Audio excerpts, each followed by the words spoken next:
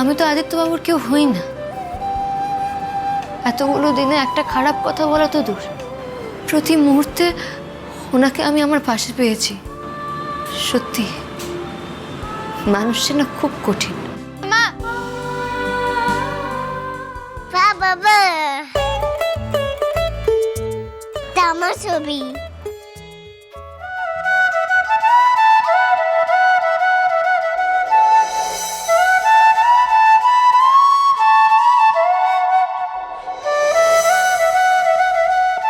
এই ছবিটা তুমি কোথায় পেলে মাম্মা? আমি বই পেতে পেরেছি, তোমাদের সুন্দর লাগছে।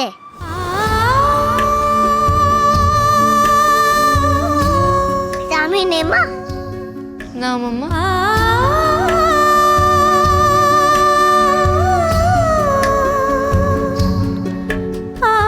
আচ্ছা শোনো, আমি একটু বাইরে বেরোচ্ছি, ঠিক আছে? তুমি একদম লক্ষ্মী হয়ে থাকবে।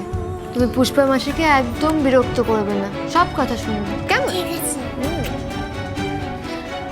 এই তো পুষ্পা, ওকে একটু দেখে রেখো। চলো চলো চলো, মাকে টাটা দিয়ে দাও, মাকে টাটা দিয়ে দাও। টাটা।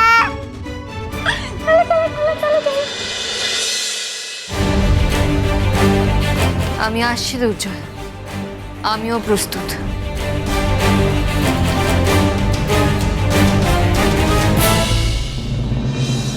হ্যাঁ ঠিকই তো, ওই দিনই তো জয়ের বিবাহ বার্ষিকী। রিতম তো ঠিকই বলেছে, তোমরা ওই দিনই বা এইসব অনুষ্ঠান করতে চাইছো কেন?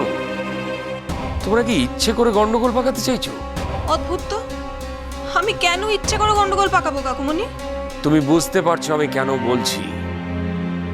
আর অশান্তি করো না বড় বৌমা। শোনো, তোমাকে একটা কথা বলছি। হ্যাঁ, এই কথা সত্যি যে যখন আমাদের পরিবারের টাকা পয়সার দরকার ছিল তখন তুমি আর রৌনক মিলে আমাদের সাহায্য করেছো। কাকুমণি, এসব কি বলছোটা কি কাকুমণি? আমি কি তোমাদের কেউ নই?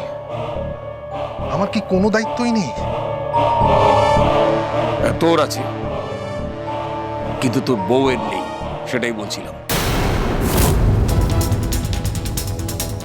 আমার মনে হচ্ছে ও ওই ঘটনাটার সুযোগ নিচ্ছে। দেখেছো রনক?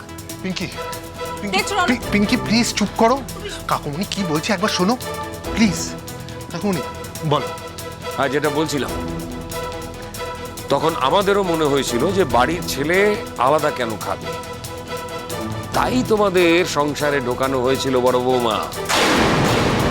তার মানে এই নয় যে তুমি আমাদের ভদ্রতার সুযোগ নেবে, যা ইচ্ছে তাই করবে।